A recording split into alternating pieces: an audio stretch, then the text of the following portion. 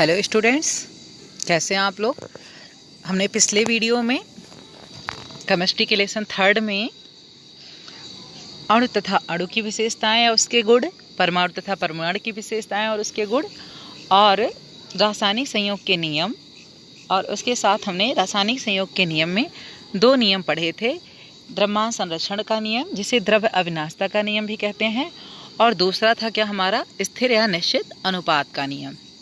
तो आज इन्हीं टॉपिक्स पे आधारित जो है हम कुछ न्यूमेरिकल्स हमारे बुक में दिए गए हैं। इस टॉपिक्स के बाद तो न्यूमेरिकल्स को हम सॉल्व करेंगे। तो आइए देखते हैं, ध्यान से देखिए। ये हमारा फर्स्ट न्यूमेरिकल है, कुछ इसमें मिसिंग्स दिख रहा, 8.2 है यहाँ पे, ध्यान से देखिए।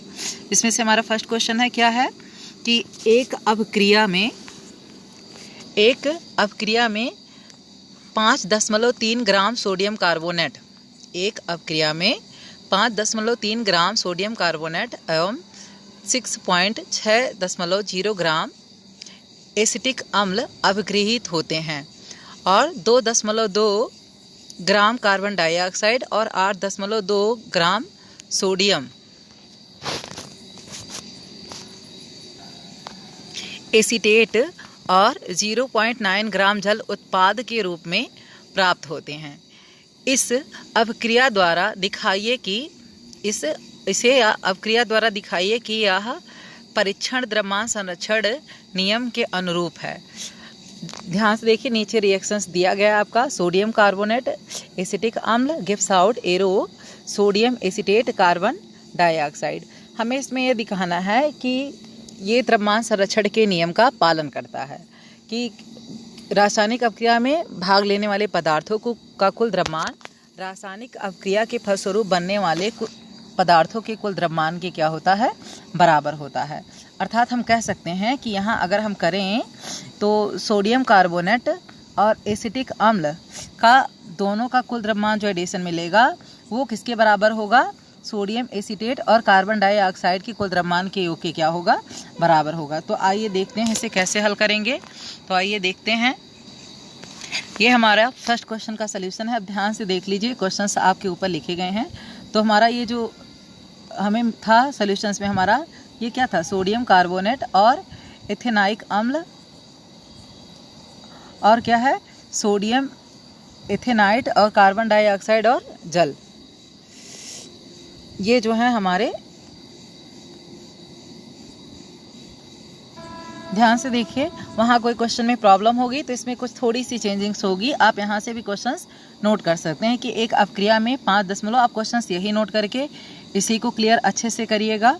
वहाँ पे कुछ चीज़ें क्लियर भी नहीं हो रही थी तो आप यहीं से क्वेश्चंस नोट करिएगा। ध्यान से देखिए कि एक अभिक्रिया में 5.3 ग्राम सोडियम कार्बोनेट एवं 6 ग्राम एथेनोइक अम्ल या एसिटिक अम्ल भी कह सकते हैं अभिगृहित हो 2.2 ग्राम कार्बन डाइऑक्साइड और 8.2 ग्राम सोडियम एथेनोएट और 0.9 ग्राम जल उत्पाद के रूप में प्राप्त होता है। इस अभिक्रिया द्वारा दिखाया है कि ये परीक्षण द्रव्यमान संरक्षण के नियम का पालन करता है।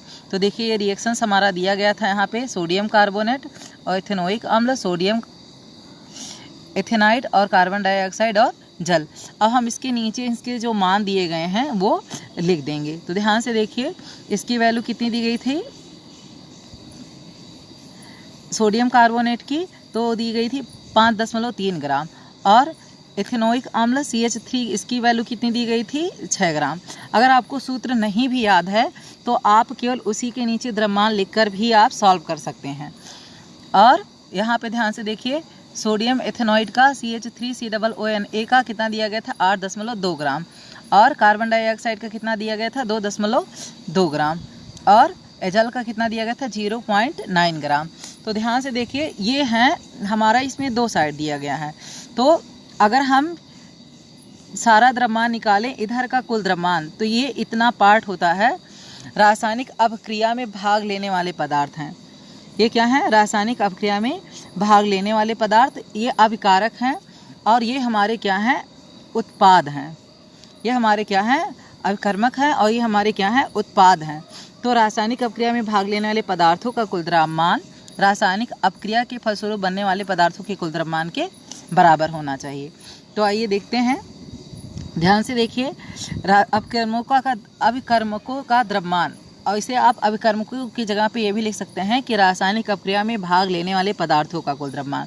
तो आप 5.3 और प्लस 6.0 मिलके हमारा कितना हो जाएगा 11.3 ग्राम।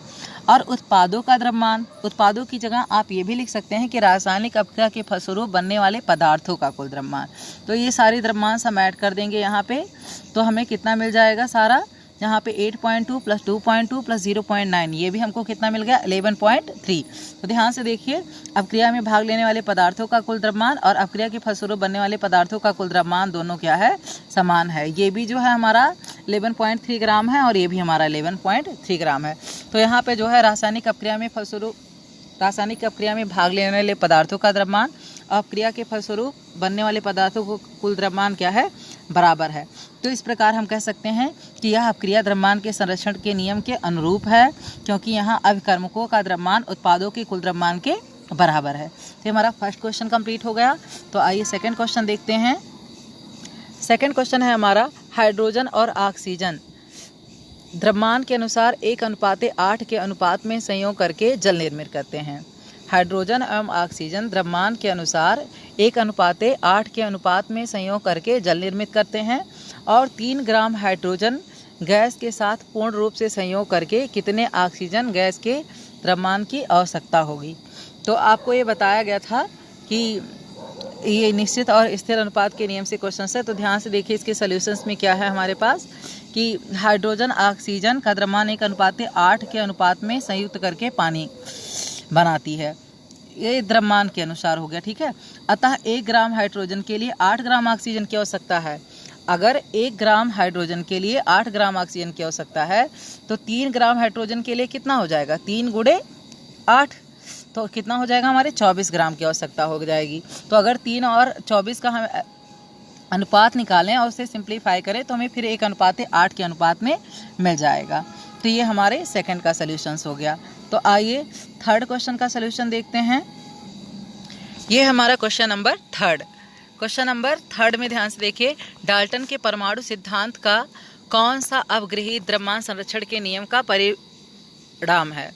डाल्टन के परमाणु सिद्धांत का कौन सा अवग्रहित द्रव्यमान के संरक्षण नियम का परिणाम है। तो इसका आंसर हो जाएगा, परमाणु अविभाज्य सूक्ष्मतम कण होते हैं। परमाणु अविभाज्य सूक्ष्मतम कण होते हैं जो रासायनिक अपक्रिया में ना तो सृजित होते हैं और ना ही उनका विनाश होता है। परमाणु अविभाज्य सूक्ष्मतम कण हैं जो कि रासायनिक अपक्रिया में ना तो सृजित होते हैं और ना ही उनका विनाश होता है। अर्थात हम कह सकते हैं कि वो द्रव्यमान जो है, परमाणु कण है तो द्रव्यमान भी होगा, तो द्रव्यमान अविनाशी है, आपको बताया गया था।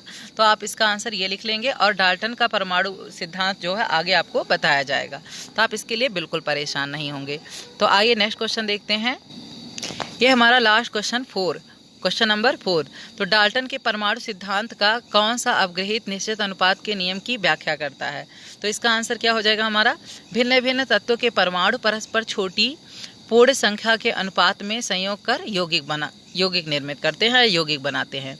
भिन्न भिन्न तत्वों के परमाणु परस्पर छोटी पूर्ण संख्या के अनुपात में संयोग कर यौगिक निर्मित करते हैं। तो इस तरह से ये 4 क्वेश्चंस पहले टॉपिक में थे। आप इसे अच्छे से अपनी कॉपी में लिख लेंगे। नेक्स्ट डे एक नई टॉपिक के साथ हम आपसे मिलेंगे। आज का टॉपिक अपना यहीं समाप्त करते हैं। धन्यवाद। जिन बच्चों को कोई प्रॉब्लम होगी तो कॉल करके या मैसेज करके भी पूछ सकते हैं और अपने लाइव क्लास में भी आप अपने डाउट्स क्लियर कर सकते हैं। तो नेक्स्ट डे एक नई टॉपिक के साथ मिलते हैं। धन्यवाद।